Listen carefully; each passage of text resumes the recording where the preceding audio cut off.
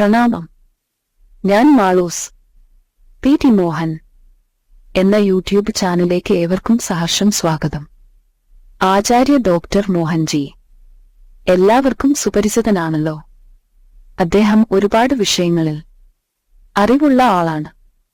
ആധ്യാത്മിക ആചാര്യനും ഹോമിയോപ്പതി ഫിസിഷ്യനും മനഃശാസ്ത്ര കൗൺസിലറും ഹിപ്നോതെറാപ്പിസ്റ്റും reiki healing മാസ്റ്ററും ജ്യോതിഷിയും പെൻഡുലത്തിന്റെയും വാസ്തുവിന്റെയും എക്സ്പെർട്ടും കൂടിയാണ്. ജാതകം, വിവാഹപ്പൊരുത്തം, മുഹൂർത്തം എന്നിവ കമ്പ്യൂട്ടറിൽ തയ്യാറാക്കി കൊടുക്കുന്നു. നാമജ്യോതിഷം, സംഖ്യാജ്യോതിഷം തുടങ്ങിയവയിലും വിദഗ്ധനാണ് അദ്ദേഹം. ശംഖു ജ്യോതിഷപ്രകാരം പ്രശ്നം നോക്കിക്കൊടുക്കുന്നു. ഒരു വാസ്തു ആചാര്യനായ ഇദ്ദേഹം കമ്പ്യൂട്ടറിൽ വാസ്തു പ്ലാൻ തയ്യാറാക്കി കൊടുക്കുന്നുണ്ട്. ചില പഴകിയ രോഗങ്ങൾക്ക് ഒറ്റമൂലി ചികിത്സ ചെയ്യുന്നുണ്ട്. കൂടാതെ അക്യുപഞ്ചർ, അക്യുപ്രഷർ, സുജോഗ് എന്നീ രീതികളിലൂടെ പഴക്കം ചെന്ന രോഗങ്ങൾക്ക് ചികിത്സ നടത്തിവരുന്നു. ചില അസ്വസ്ഥതകൾക്ക് മർമ്മ ചികിത്സയും ചെയ്തുവരുന്നു. മർമ്മ ക്ലാസുകൾ, യോഗാസനങ്ങൾ, സൂര്യനമസ്കാരം എന്നിവ സൗജന്യമായി മുമ്പ് പഠിപ്പിച്ചിരുന്നു. ഹിമാലയൻ സിദ്ധാശ്രമ പരമ്പരയുടെ ധ്യാന പരിശീലനം മാത്രമാണ് സൗജന്യമായി നൽകിക്കൊണ്ടിരിക്കുന്നത്. താന്ത്രിക മാന്ത്രിക വിഷയങ്ങളിലും ഇദ്ദേഹം ജ്ഞാനിയാണ്. അദ്ദേഹത്തിന്റെ ശ്രീദർശനം എന്ന ബ്ലോഗ് വളരെ പ്രസിദ്ധമാണ്. ഒരുപാട് വിഷയങ്ങൾ അതിൽ എഴുതിയിട്ടുണ്ട്. അതിൽ ലൈംഗിക വിഷയങ്ങളും ആത്മീയ വിഷയങ്ങളും മനഃശാസ്ത്ര വിഷയങ്ങളും കൂടാതെ മറ്റു പല വിഷയങ്ങളും, കവിതകളും ചെറുകഥകളും എല്ലാം എഴുതിയിട്ടുണ്ട്. അവ പലതും പ്രസിദ്ധങ്ങളുമാണ്. അദ്ദേഹത്തിന് സ്പോട്ടിഫൈയിൽ പോഡ്കാസ്റ്റ് പ്രക്ഷേപണം ഉണ്ട്. നിങ്ങൾ ആദ്യമായിട്ടാണ് ഈ ചാനൽ കാണുന്നതെങ്കിൽ സബ്സ്ക്രൈബ് ചെയ്യാനും ലൈക്ക് ചെയ്യാനും ഷെയർ ചെയ്യാനും മറക്കരുത്. അവ ഈ ചാനലിന് ഒരു പ്രചോദനം ആകും. തുടർന്ന് ആചാര്യ ഡോക്ടർ മോഹൻജിയുടെ പ്രഭാഷണം അവസാനം വരെ കേൾക്കുക. നന്ദി. സഹൃദരായ എല്ലാ അഭ്യുദയകാംക്ഷകർക്കും എൻ്റെ വിനീത പ്രണാമം. ഞാൻ ആചാര്യ ഹോമിയോപ്പതി ഡോക്ടർ മോഹൻ തൃശ്ശൂരിൽ നിന്നാണ് സംസാരിക്കുന്നത്. ഇന്ന് ആസ്ട്രോതെറാപ്പി എന്ന ഒരു വിഷയത്തെക്കുറിച്ചാണ് സംസാരിക്കാൻ ഉദ്ദേശിക്കുന്നത്. അത് ആസ്ട്രോളജിയും ഹോമിയോപ്പതിയിലെ ഒരു വിഭാഗം മരുന്നുമായിട്ട് സംസാരിക്കുവാനാണ് ഞാൻ ആഗ്രഹിക്കുന്നത്. എല്ലാവർക്കും ഒരിക്കൽ കൂടി സഹർഷം ഞാൻ സ്വാഗതം ചെയ്തുകൊണ്ട് വിഷയത്തിലേക്ക് ഞാൻ കടക്കുന്നു. ഇവിടെ പ്രധാനമായിട്ടും പറയുവാനുള്ള കാര്യം എന്തെന്ന് വെച്ചുകഴിഞ്ഞാൽ നമ്മുടെ ആസ്ട്രോളജിയും മരുന്നുകളുമായിട്ട് വളരെയധികം ബന്ധപ്പെട്ട് കിടക്കുന്നുണ്ട്. കാരണം ചില രാശിക്കാർക്ക് ചില രോഗങ്ങൾ വർദ്ധിച്ചു വരുന്നതായിട്ട് കാണാം. അപ്പോൾ ആ രാശിക്കാർക്ക് ചില ഔഷധങ്ങൾ ഉപയോഗിച്ചു കൊണ്ടിരുന്നാൽ ആ രോഗത്തിന് ആശ്വാസം ലഭിക്കുന്നതായിരിക്കും. അതായിരിക്കും ഇവിടെ ഞാൻ പറയാൻ ഉദ്ദേശിക്കുന്നത്. അപ്പോൾ അതിവിടെ ഹോമിയോപ്പതിയിലെ ഒരു ഉപവിഭാഗമായ ബയോകെമിക്കൽ എന്ന് പറയുന്ന മെഡിസിനാണ് ഉപയോഗിക്കുന്നത്.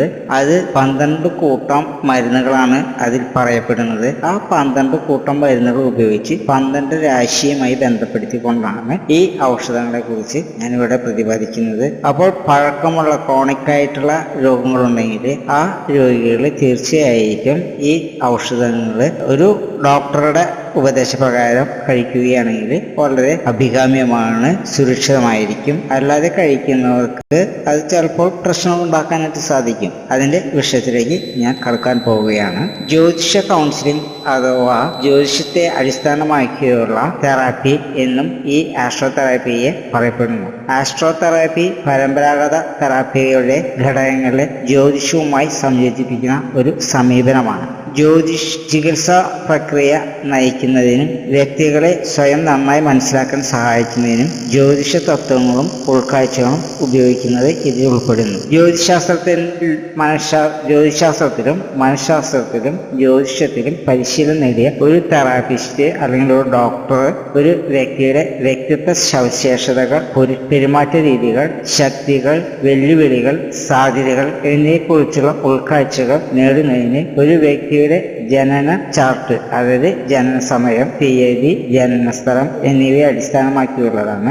ഉപയോഗിച്ചേക്കാം. വളർച്ചയോടുള്ള മേഖലകൾ ജനന സമയത്ത് ആകാശഗോളങ്ങളുടെ സ്ഥാനങ്ങൾ വിശകലനം ചെയ്യുന്നതിലൂടെ ഒരു വ്യക്തിയുടെ മനസ്സിനെയും ജീവിതപാതയെയും കുറിച്ചുള്ള ആഴത്തിലുള്ള ഉൾക്കാഴ്ച നൽകാൻ അവർക്ക് കഴിയുമെന്ന് ജ്യോതിശാസ്ത്രജ്ഞന്മാർ വിശ്വസിക്കുന്നു. ബന്ധങ്ങൾ, കരിയർ, തെരഞ്ഞെടുപ്പുകൾ, കുടുംബത്തിന്റെ ചലനാത്മകത, വ്യക്തിഗത വികസനം തുടങ്ങിയ തീമുകൾ പര്യവേഷണം ചെയ്യാൻ തെറാപ്പിസ്റ്റ് ജ്യോതിഷ പ്രതീകാത്മകമായും ഭാഷയും ഉപയോഗിച്ചേക്കാം. ആസ്ട്രോതെറാപ്പി സെഷനുകളിൽ നിർദ്ദിഷ്ട ഗ്രഹ സംക്രമണങ്ങളെക്കുറിച്ചോ വശങ്ങളെക്കുറിച്ചോ ചർച്ച ചെയ്യുന്നു. ഒരു പ്രത്യേക സമയത്ത് വ്യക്തിയുടെ ജീവിതത്തെ എങ്ങനെ സ്വാധീനിച്ചേക്കാം എന്നും ഉൾപ്പെട്ടേക്കാം. ആസ്ട്രോതെറാപ്പി പരമ്പരാഗത തെറാപ്പിക്ക് ഒരു ബദൽ അല്ലെങ്കിൽ പൂരകമായ സമീപനവുമായി കണക്കാക്കപ്പെടുന്നു. അത് എല്ലാവർക്കും അനുയോജ്യമാകണമെന്നില്ല എന്നതാണ് ശ്രദ്ധേയം. ജ്യോതിശാസ്ത്ര ചികിത്സയുടെ ഫലപ്രാപ്തിയെ പിന്തുണയ്ക്കുന്ന പരിമിതമായ ശാസ്ത്രമായിട്ടുള്ള തെളിവുകളും മാത്രമേ നമുക്കിന്ന് ലഭ്യമായിട്ടുള്ളൂ. അതുകൊണ്ട് നമ്മൾ വളരെ അന്ധമായി വിശ്വസിക്കുകയോ സ്വീകരിക്കുകയോ ചെയ്യരുത്. എന്നാലും ഒരു സഹായം എന്നുള്ളതിൽ കഴിഞ്ഞ് ഇതിനെ നമ്മൾ അതിൽ കടന്ന് ചിന്തിക്കുകയോ വിശ്വസിക്കുകയോ ചെയ്യരുത്. മൊത്തത്തിൽ ജ്യോതിശാസ്ത്രത്തിൽ ഒരാൾ മൂല്യം കണ്ടെത്തുന്നുണ്ടോ എന്നത് വ്യക്തിപരമായ വിശ്വാസങ്ങൾ, മുൻഗണനകൾ, അനുഭവങ്ങൾ എന്നിവയെ ആശ്രയിച്ചിട്ടാണ്.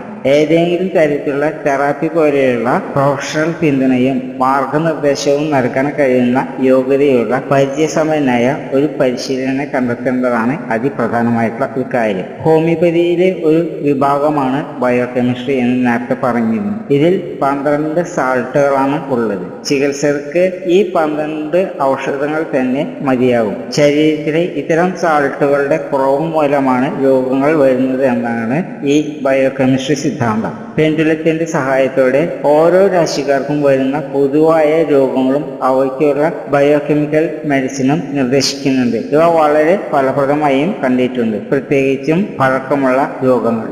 ശരീരം ചില രാശികളുമായി ബന്ധപ്പെട്ടിരിക്കുന്നു. ഏറിസ് അഥവാ മേടം എന്ന രാശി തലയെയാണ് സൂചിപ്പിക്കുന്നത്. ടോറസ് അഥവാ ഇടവം ചുമൽഭാഗവും, ജെമിനി അഥവാ മിഥുനം കൈകളും, കാൻസർ അഥവാ കർക്കിടകം ഹൃദയഭാഗവും, ലിയോ അഥവാ ചിങ്ങം ആമാശയം ഭാഗവും, വിർഗോ അഥവാ കന്നി വയറുഭാഗവും, ലിബ്ര അഥവാ തുലാം അരക്കെട്ടും, സ്കോർപിയോ അഥവാ വൃശ്ചികൻ രാശി മലാശയവും ലിംഗവും എന്നീ ഭാഗങ്ങളെയും, സഗറ്റാറിയസ് അഥവാ ധനു തുടകളെയും, കാപ്രിക്കോൺ അഥവാ മകരം മുട്ടുകളെയും, അക്വാറിയസ് അഥവാ കുംഭം മുട്ടിന് കീഴ്ഭാഗവും, ഈസസ് അഥവാ മീനം കാൽപാദങ്ങളെയുമാണ് സൂചിപ്പിക്കുന്നത്. ഓരോ രാശിയിൽ ജനിച്ച വ്യക്തികൾക്ക് പൊതുവായി കഴിക്കുന്ന മരുന്നുകൾ ഇവിടെ ഞാൻ പറയാൻ പോവുകയാണ്. ഇവിടെ പറയുന്ന മരുന്നുകൾ ഹോമിയോപ്പതി കടകളിൽ നിന്നും ലഭിക്കുന്നതാണ്. ഇവിടെ പറയുന്ന ഔഷധങ്ങൾ ഒരു ഡോക്ടറുടെ വിദഗ്ധനായ ഒരു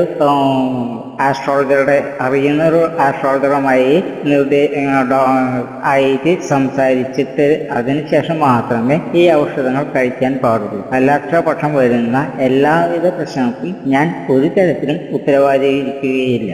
ഐറിസുകാർ മാർച്ച് 21-നും ഏപ്രിൽ 21-നും ജനിച്ചവരായിരിക്കും. ഇവർക്ക് കാലിഫോസ് അഥവാ പൊട്ടാസ്യം സൾഫേറ്റ് എന്ന ഔഷധം കഴിക്കുന്നത് മൂലം ആരോഗ്യ പ്രശ്നങ്ങളിൽ നിന്നും മോചനം തേടാവുന്നതാണ്. ടാറസുകാർ ഏപ്രിൽ 21-നും മെയ് 21-നും ഇടയിൽ ജനിച്ചവരാകുന്നു. ഇവർക്ക് നാട്രൽ സൾഫേറ്റ് അതായത് സൾഫേറ്റ് ഓഫ് സോഡിയം എന്ന മരുന്ന് വളരെ ഫലപ്രദമായി കണ്ടുവരുന്നു. ജെമിനിക്കാർ അവർ മെയ് 21-നും ജൂൺ 20-നും ഇടയിൽ ജനിച്ചവരാണ്. ഇവർക്ക് കാലി മുറിയാറ്റിക്കം എന്ന ഔഷധം വളരെ പ്രധാനപ്പെട്ട ഔഷധമാണ്. അത് അവർക്ക് കഴിക്കാവുന്നതാണ്. കാൻസർ ജൂൺ 21-നും ജൂലൈ 21-നും ഇടയിൽ ജനിച്ചവരാണ്. ഇവർക്ക് കൽക്കേറിയ ഫ്ലോർ എന്ന ഔഷധമാണ് ഫലപ്രദമായി കണ്ടുവരുന്നത്. ലിയോക്കാർ ജൂലൈ 21-നും ആഗസ്റ്റ് 21-നും ഇടയിൽ ജനിച്ചവരാണ്. ഇവർക്ക് മാഗ്നീഷ്യം ഫോസ് എന്ന ഔഷധം ഉപയോഗിക്കാവുന്നതാണ്. വിർഗോക്കാർ ആഗസ്റ്റ് 22-നും സെപ്റ്റംബർ 23-നും ഇടയിൽ ജനിച്ചവരാണ്. ഇവർക്ക് കാലിസൾഫ് എന്ന ഔഷധം ഉപയോഗിക്കാവുന്നതാണ്. ലിബ്രക്കാർ അവർ സെപ്റ്റംബർ 24-നും ഒക്ടോബർ 23-നും ഇടയിൽ ജനിച്ചവരാണ്. നാട്രോഫാസ് അഥവാ സോഡിയം ഫോസ്ഫേറ്റ് എന്ന ഔഷധം ഇവർക്ക് ഉത്തമമായിരിക്കും. കാപ്രിക്കോൺകാർ ഡിസംബർ 21 ജനുവരി 19 ഇടയിൽ ജനിച്ചവരായിരിക്കും. കാൽക്കേറിയ ഫോസ് അഥവാ കാൽസ്യം ഫോസ്ഫേറ്റ് എന്ന ഔഷധം ഇവർക്ക് പ്രധാനപ്പെട്ട ഔഷധമാണ്. അക്വാറിയസ് ഇവർ ജൂൺ 20 ഫെബ്രുവരി 18 ഇടയിൽ ജനിച്ചവരാണ്. ഇക്കൂട്ടർ നാട്രമൂർ എന്ന ഔഷധം ആണ് ഉപയോഗിക്കേണ്ടത്. അവർക്ക് ഈ നാട്രമൂർ എന്ന് പറയുന്ന ഔഷധം വളരെ ഉത്തമമാണ്. പീസസുകാർ അവർ ഫെബ്രുവരി 19 മാർച്ച് 20 ഇടയിൽ ജനിച്ചവരായിരിക്കും. ഇവർക്ക് ഫെറംഫോസ് എന്ന മരുന്ന് കഴിക്കുന്നതാണ് നല്ലത്. ഈ മരുന്ന് വേദനകളെയെല്ലാം വിടുവിക്കുന്നു, ഉറക്കക്കുറവ് ഇല്ലാതാക്കുന്നു. ഒരു ഹാർട്ട് ടോണിക്കും കൂടിയായിട്ട് ഈ മരുന്നുകൾ ഉപയോഗിക്കുന്നു. മുകളിൽ പറഞ്ഞിരിക്കുന്ന രാശിക്കാർക്ക് ഏതെങ്കിലും തരത്തിലുള്ള പഴക്കമുള്ള രോഗങ്ങൾ സ്ഥിരമായി കാണുമെങ്കിൽ അതാത് രാശിക്കാർക്ക് പറഞ്ഞിരുന്ന മരുന്നുകൾ നിത്യവും സേവിക്കാവുന്നതാണ്. ഇതുവരെയും എൻ്റെ പ്രഭാഷണം കേട്ടിരുന്ന എല്ലാവർക്കും എൻ്റെ വിനീത കൂപ്പുകൾ. നന്ദി, നമസ്കാരം. If you like this video, subscribe it and share it. Thank you.